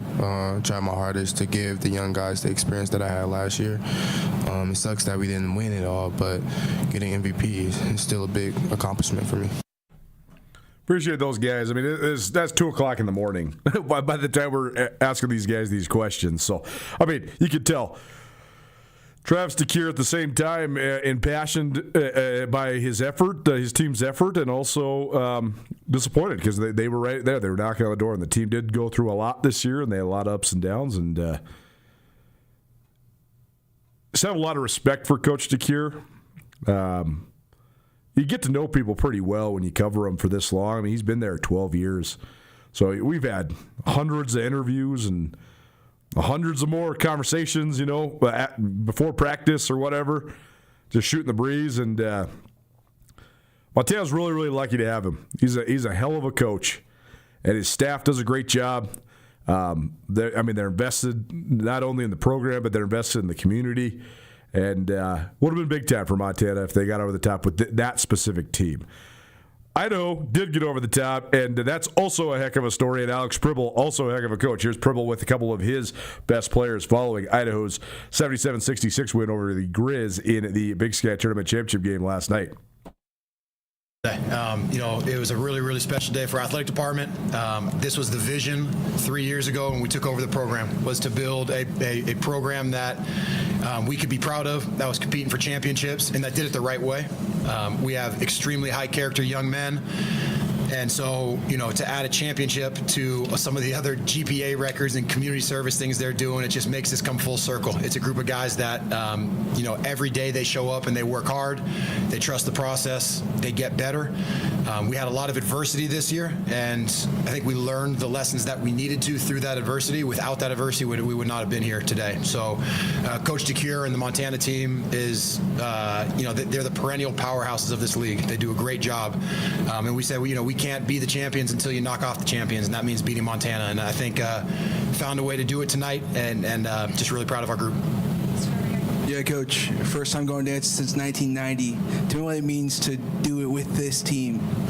Yeah, well, again, these guys kind of joke because I say it a lot, but I really love this team, and I've felt this way from the start. I've been around and a part of a lot of basketball teams, and sometimes you just have this sense, like the internal leadership, the day-to-day process, the joy the guys play the game with, the competitiveness. It feels like a championship group. It feels like a winning group, and I felt that way all year. And so during some of the ups and downs, we just had to trust the process and stay with what we were doing, and it clicked for us at the right time. no other group that could have done this in terms of like these guys had major adversity and they learned from that and they worked their way through it. So yeah, just really proud of these guys. And I would also say it's kind of a special year for Idaho basketball. With the passing of Coach Munson, I think it's just been a year of importance for our program, and we want to make sure we were doing right by him and his family as well. And yeah, just proud of the program. Colton, Coach mentioned it, but Montana's sort of been the standard in this league, and I know you're from Idaho, so you probably know about Montana as well. So to beat Montana and also lift Idaho to the NCAA tournament, what's that mean to you? Yeah, it felt super nice because this is the first time I've ever beat Montana. Even when I was at Idaho State, we got swept by them, and then last year we struggled with them. And then during this regular season, we struggled with them. So when we knew that's who we were playing championship, it kind of put a little extra edge on us. And it was great to be able to win a championship and it also being against Montana. Coach, last night you said great day to be a Vandal and praised the women's team, and then they get it done. So how did that influence your mindset coming today, and what did you think of just the showing for Idaho in the crowd tonight, and just the way that sort of influenced your guys'? It's funny. I was joking with Coach Arthur down there on the court, Coach Moreira. I said, man, you guys have been putting the pressure on us all year. We started with the first game of the season. We played Washington State, and it was a doubleheader, and they knocked off Washington State before we got a chance to play them, and so we were kind of feeling the heat, and we were able to knock them off too, and kind of get that big sweep for our program and our athletic department early in the season. And then same thing tonight. The guys just they responded great. They had a great game, and to do it with the women's team, it's just a great day for the athletic department. And I think the second piece, talking about doing it in front of this crowd, like I haven't been a part of a university that has the passionate fan base like this. It's a group of people that really care deeply and that show up for you, and that kind of they helped us get over the top tonight. When things were tight, we heard the fans, we heard the energy, we heard the noise, and I thought that really helped carry us through. Coach, it seemed like right out from the opening tip that Montana was going to go right after Brody, to try to get him in foul trouble. Seemed to kind of maybe mitigate some of the leverage you guys had on the inside. Yeah. What can you talk a little about that and how you were able to weather that storm and the difference in the second half too with him in there? Yeah, without getting too deep into the strategic stuff, Brody is a huge part of what we do defensively, not just because of his presence, but philosophically he anchors our defense. He protects the rim, he protects the paint, and against a team like Montana that can really spread you out, we needed Brody in there, and I thought our guys did a really good job of kind of weathering the storm in the first half. Seth Joba gave us some good minutes, extended minutes, kind of taking Brody's role, protecting the rim, and then Brody's an extremely mentally tough guy. He gets a tough whistle sometimes, and he's just a hard guy to officiate, and when he does get a tough whistle and he has to sit out some minutes, it never affects him. He always comes back with a vengeance, and his ability to be in foul trouble in the first half and then come back in the second half and perform the way he did just speaks to the character of this young man. Colton, for you, can you just talk about your team at Isaiah, the game he had? 23 points, 10 boards, just seemed like to really set the tone for you guys, especially in that second half to pull away. Can you just talk about what he did for you guys today? Yeah, Zay's been great for us all year. He also didn't have a summer with us. He got his wrist injury, so we kind of got him late, which affected him having a flow early in our season. And that's kind of why he came off the bench and wasn't really producing as he was towards the end. And then he really got confident and was really like a backbone of our team when we were struggling. He was a big key for us to be confident and aggressive, because that's what he brings to our team. And today he just showed that, man. He played so well. Would he have a double-double, I believe? I think that's first of his career, because we were talking about that. So what a game to be able to get his first double-double, and man, especially for his last game to be in an Idaho jersey in his college career, man, like it's what you want, and I'm so proud of him. Yeah, this is a question for Colton and Brody. Tell me what it felt like to hear the final buzzer. You see Isaiah throw that ball up in the air, and then confetti comes down. What was that feeling like? It honestly didn't really feel real, and I feel like it still hasn't really caught up to me right now. Like, I feel like I should be way more hyped, but I don't know what's going on. But it was just like, I can't believe what happened, and just a sense of pride for our team and for this program and for the community of Moscow. Yeah, for me personally, spending the last 3 years far away from home at Southeastern Louisiana, to come back and, do it in my final year I chose this place for a reason, and this is what I came here to do, and just to get it done is amazing. I mean, I look up and I see all my close friends and family in the stands. It's an awesome feeling.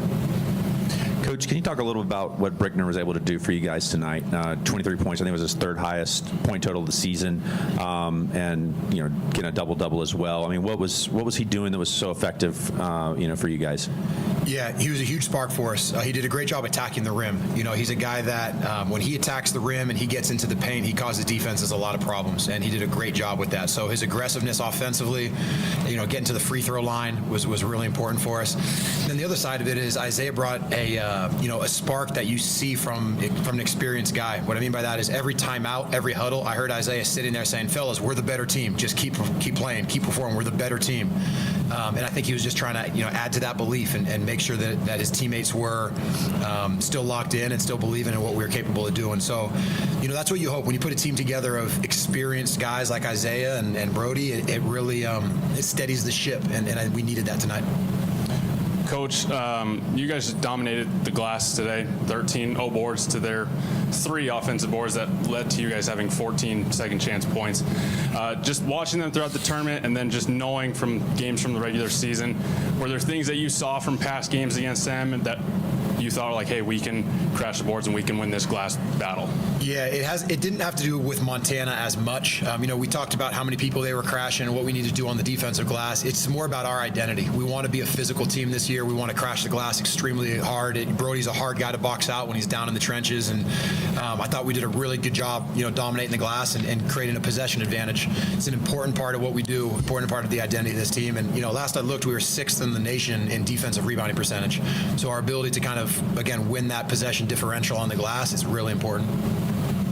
Coach Buddy Williams was rolling coming into this game, and you guys at least somewhat contained him compared to the last couple of games. So how did you do it? Yeah, Trey Blasting game.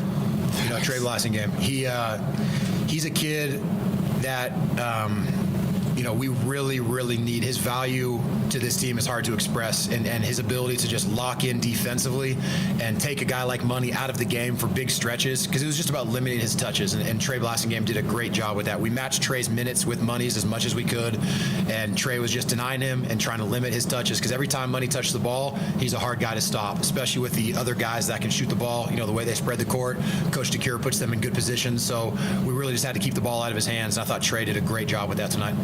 Already, Coach mentioned that it's hard to officiate you. You're sort of different in this league. How did you approach this tournament and this game, just given the physical advantages that maybe you have over the rest of the conference? Yeah, I just try to, keep my composure at the best of my abilities.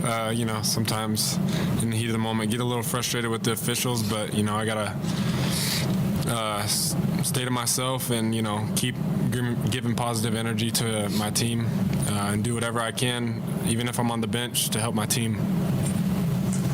Colton and Brody, I asked your women's counterparts, Hope and Deborah, a little about this, the same question. Just the anticipation of Selection Sunday and the fact that you're going to the NCAA tournament. Anywhere you'd like to go or any opponent you'd like to see? No. We're just happy that we just won, and we're going to figure that out once Selection Sunday comes. And I already know once our name gets drawn up there, our coaches are going to whip out their computers and start scouting. So we're excited, but, we're not really worried about that right now. Yes. I guess for both the players again, 4 games in 5 days here, coming in, just seeing how the bracket was for you guys.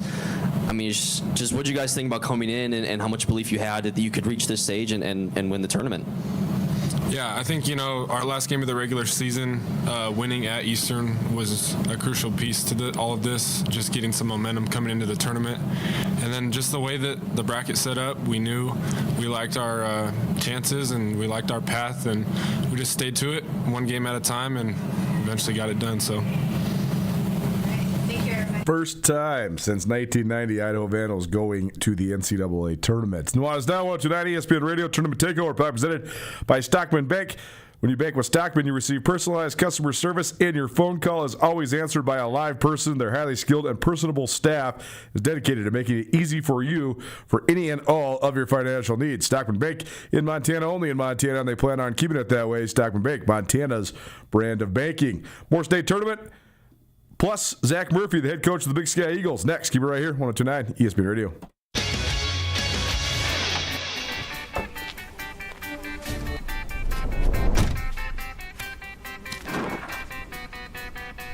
What do you expect me to say to her? She's getting married in 30 minutes. We're doing everything we can.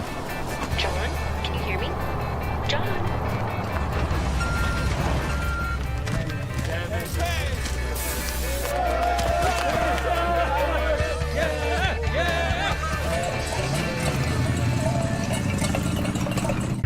At Shields, we're anglers, endlessly seeking and refining techniques.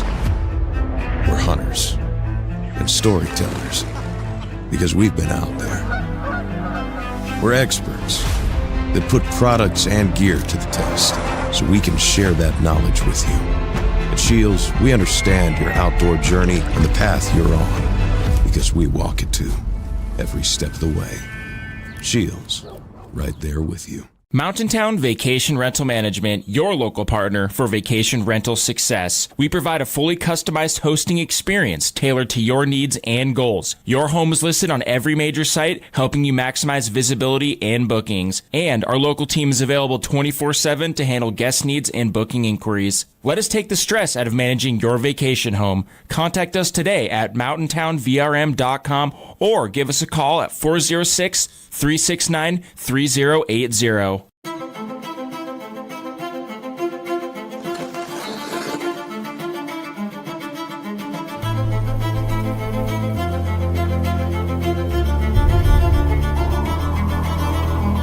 The rare moments in life, they're not just few and far between. They're meant to be treasured.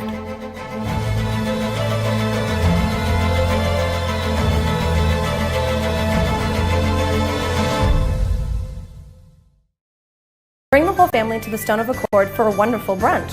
From traditional comfort food to eclectic specials, there's something for everyone to enjoy. And it wouldn't be a proper Missoula brunch without an Irish coffee and a mimosa. The Stone of Accord, Irish fare with Montana flair. Restaurant, liquor store, and casino.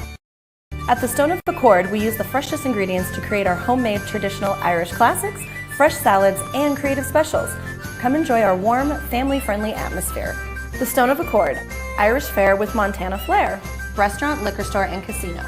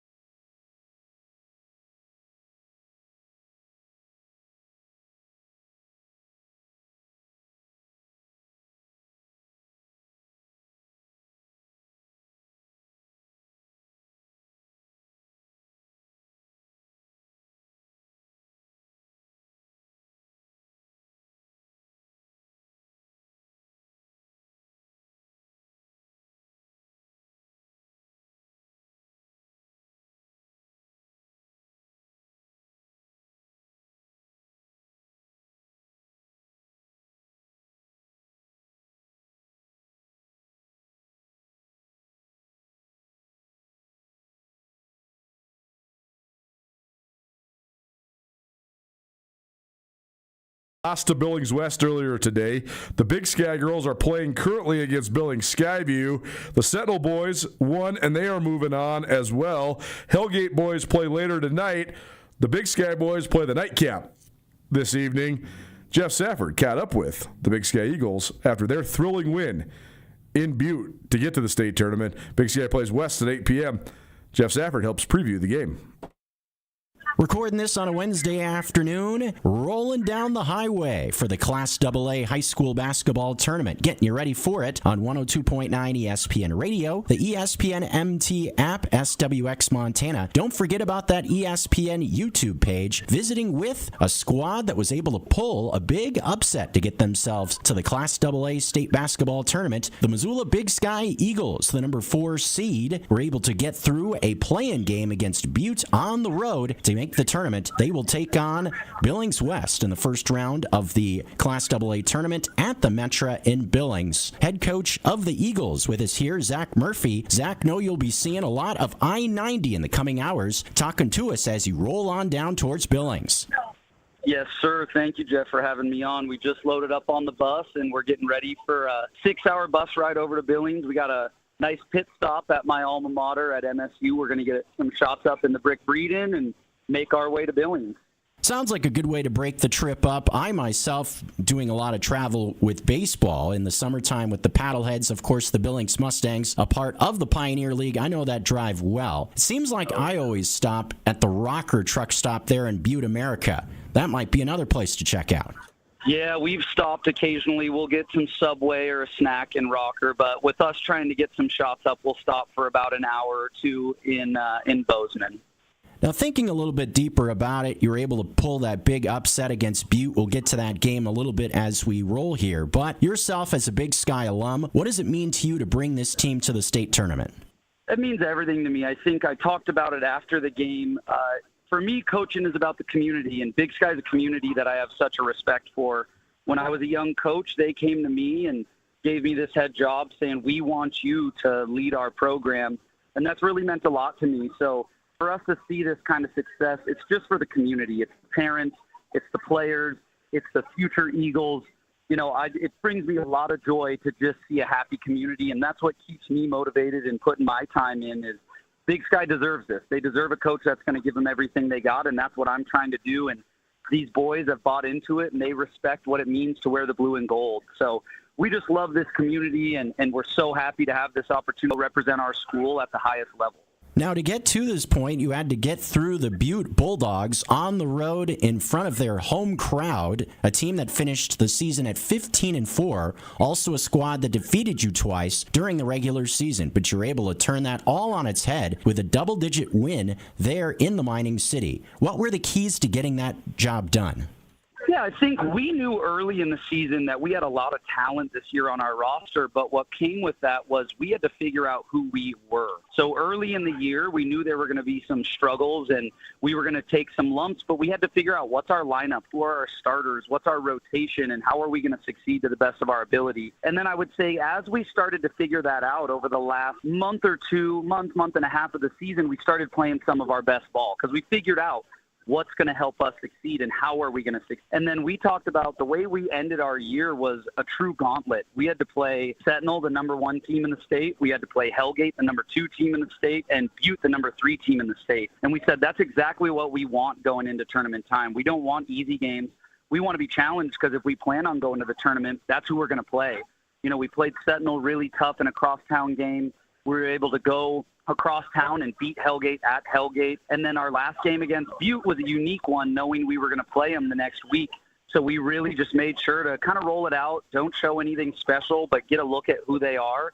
And our kids just went into that playoff game, you know, not only believing that they could win, but knowing they could win. We're playing some of our best basketball right now, and that confidence is so critical going to these big games. I think that atmosphere was unbelievable. It's probably the loudest gym I think I've ever coached in. But we played in the Golden Goat game in the Adams Center this year with thousands and thousands of fans. So our kids just weren't shook by the environment. And when you're playing a great team like Butte, whenever they hit a big shot or made a big stop, our kids just stayed even, stayed confident. And we just told them, stay with the game plan, and things will work in your favor. And sure enough, it was that tight game throughout the first 3 quarters. But come the fourth quarter, we just stayed consistent, stayed confident, and were able to stretch that lead almost to 20 points at one point. And I'm just really proud of our boys' maturity and execution down the stretch. They deserved that win, and they played really good basketball like they have been for these last several weeks. From the Missoula Big Sky Eagles boys squad, Zach Murphy, the head coach, with us on ESPN Missoula as they roll down the interstate towards the challenge of Billings West at the state basketball tournament at the Metra there in the Magic City. Now, you mentioned a lot of things about the team going through some lumps this season. You had a 4-game losing streak in the month of January, but you're able to get things turned around coming down the stretch, finishing 5-2 to the end of the season. What were some of the keys to that, and was there a turning point? I think that we did a really good job of letting our kids know when we look back at our record on the year. You know, at one point we had lost, I know it's for sure 4, if not 5 games by between 1 and 3 points. And we talk about that. If those 5 games, which basically come down to 1 possession, if those 5 games break the other way and we have 5 more wins, we're in a much different position and perception. from the state, but we perceive ourselves and know ourselves for who we were. We know we were in those games, and a lot of them were against some of the top talent in the state. You know, we played Sentinel, #1 team in the state, tough both times. Hellgate was a 1-point loss. Capital was a 2-point loss. Helena High was a 1 or 2-point loss. And we just made sure to talk with the boys about, let your head get down. Stay consistent. Keep focusing on our process. It all depends on how do we end this season. And I think our kids just continued to listen and listen. And as we as a staff figured out, you know, what is our best defense? What is our best offense? What are our best lineups? The kids just kept believing in us. And that's the key, is just keeping that belief in your players. And then once we kind of found what makes us tick and what makes us the best that we can be, the kids saw it. You know, started with a big win over a Coeur d'Alene team with a big Division I recruit coming to our town. Then we sweep the Kalispell schools. And from then, we just talked about, now the ball's rolling. Now you just got to keep going, keep playing hard. We're a team that rests our hat on really, really tough physical defense, and we've been a really, really tough physical defense for the second half of the season. And as we continue to learn how to play with each other and how to have some team chemistry, the offense has come along as well. And it's just that belief and that maturity in our team. All the credit goes to the boys of, they didn't get their heads down and they didn't hang their heads. They just kept believing in the messages that we preached. And I think that's really what turned it around, is just staying consistent, understanding that these losses are close ones and they're against really good teams. So don't hang your head. Just keep improving and you're going to start winning those games. Now, thinking about how your team, you mentioned a lot about the defensive side of the ball, but I think unique about your squad also is that you're seemingly very balanced in terms of scoring, thinking about having 3 guys that average double-digit points per game. How does that represent the culture of your squad? Yeah, we always talk about we over me, or, you know, putting the team first, and our kids have bought into that. I think nowadays, in 2026, it's hard to convince some kids, hey, the show isn't all about you. The show is about going and getting a win as a team. You want the eyes on you, then go win games. And our kids have really started to buy into that. They had to develop the chemistry. They had to learn to get comfortable with each other. But we recognize that maybe we don't have the single top-end player that some of these other teams have in the state, but we have the depth. We have anyone on a given night that can go off, and our kids respect that. And they learn it from possession to possession and quarter to quarter. If your teammate gets going, get him the ball. And if it's not your moment, what can you do to help your team? Go grab a rebound, go defend. And I think that makes us really hard to scout, because you can't come in and say, hey, there's one player we have to shut down. Because on any night, it can be one of our guys' nights. And we also are just diverse. So whatever defense we're presented with, it's on us as coaches for, okay, what players do we have that can hack this? And that's what in our calling card. We recognize that it's not the most talented team that's going to win the state tournament. It's just the best team.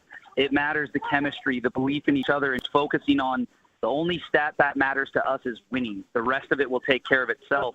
And that's what you see happen is as we've started to win these games, now you have multiple kids averaging double-digit points, and it's just the focus on what can you do to help us win this game, and that's all that matters. And again, our kids are just buying into that philosophy.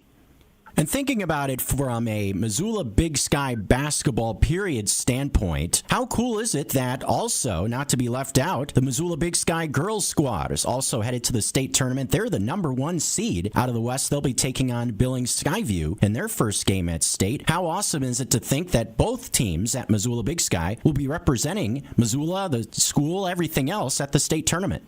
We respect our girls program as much as we respect our own program. We talk about how important it is for our boys to be there supporting them, and we've got a bunch of great ball players.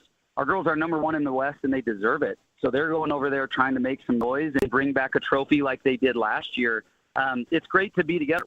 So we're just one big happy family. We got the boys and the girls all together on one bus, staying at the same hotel, and it's exciting to have this entire group. The Missoula Big Sky boys and girls basketball teams looking to make some noise at the state tournament at the Metra in Billings, visiting with the head coach of the boys squad from Missoula Big Sky High School, Zach Murphy. They will be taking on Billings West on Thursday at 8 o'clock there at the Metra. Now, obviously, this will be a challenge for your team facing off with the #1 seed out of the East in Billings West, a team that's been very good at the Class AA tournament in recent years, but you're a squad squad that's pulled off the upset before in recent memory. So what are some of the keys going to be to get another victory done and pull another upset? Yeah, a phrase I used earlier that we preach with our team is, do you believe you can win and do you know you can win? And I think our success down the stretch against some of the top teams this year has helped reaffirm that for our kids. But we've been fortunate enough that the past 2 years we've been able to play Billings West in our start of the season games where we go to Billings or they come to us. In the past 2 years, we've been able to get tough wins over West. And I think those successes further reinforce that we believe and we know we can win. But what comes with that is West is not going to take us lightly. They know that we can compete with them. And we also know that we have to take this seriously. We're playing the number one team in the East. Coach Dara does a great job with that program. They have great athletes, great size, great length, and it's going to be a really difficult game. It's just going to come down to us executing, and we give West all the respect they deserve, and we just believe and know that we can win if we do our stuff as well. So we go into that game confident, but we go into that game with a bunch of respect for, one of the best programs year in and year out. West making noise at the tournament like you talked about, and we understand that. So it's a great opportunity for us to have to prove ourselves against one of the top programs in the state. The look to pull the big upset there, maybe something magical in the Magic City at the Metra in Billings. Zach Murphy, the head coach of the Eagles, with us here on ESPN Missoula. Coach, safe travels, and maybe pick out the right snacks there at Rocker. Hey, I appreciate it, Jeff. Thank you, and go Eagles. The Residence Inn's new Eddie Bar invites you to an evening of drinks, bites, raffles, and community on March 12th from 5 to 8 p.m. benefiting Project Healing Waters. This fly fishing themed benefit will feature a special 2026 fishing tournament, specialty cocktails and drinks, inspired bites, raffle prizes, and guest speakers. Tickets include appetizers and 2 raffle tickets. With a portion of proceeds benefiting Project Healing Waters and non-profit special outdoor connection and shared experiences. Visit eventbrite.com.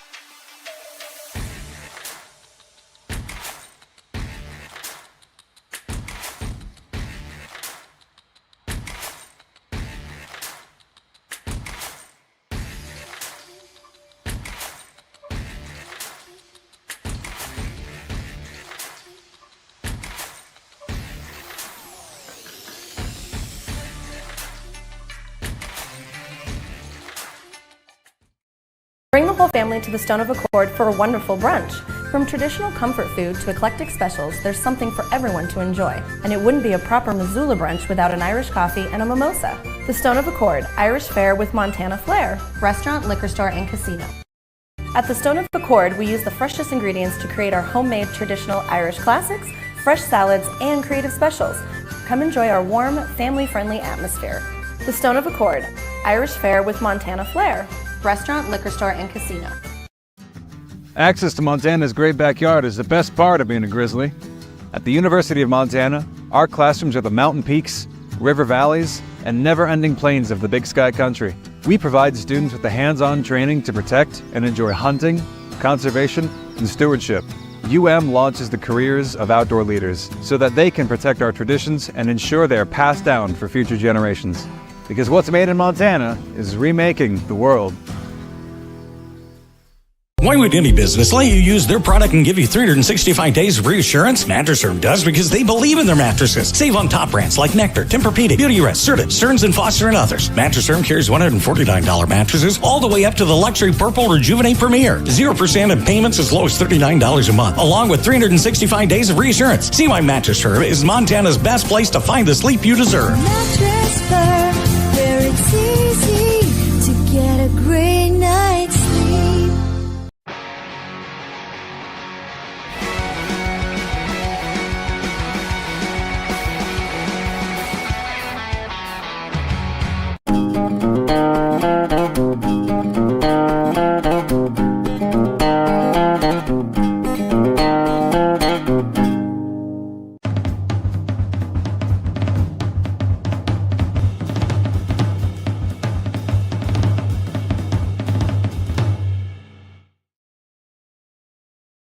This is Nuanez Now on 102.9 ESPN Radio Missoula. We appreciate you for hanging with us. Thanks to all of our fine friends who helped send us to and from Boise, Idaho. Blackfoot Communications. We will be hosting a watch party at the press box next Thursday for the NCAA tournament on behalf of Blackfoot. Also thanks to Stockman Bank, as well as Palmer's Drug and Bob Ward Sports and Outdoors. Couldn't have gone to Boise to and from without them. We'll be back at tomorrow. We'll have full state tournament results for you after some of these games this evening play out, and we'll see you on the other side. Don't change that down. Keep it right here. Listen to 109 ESPN Radio.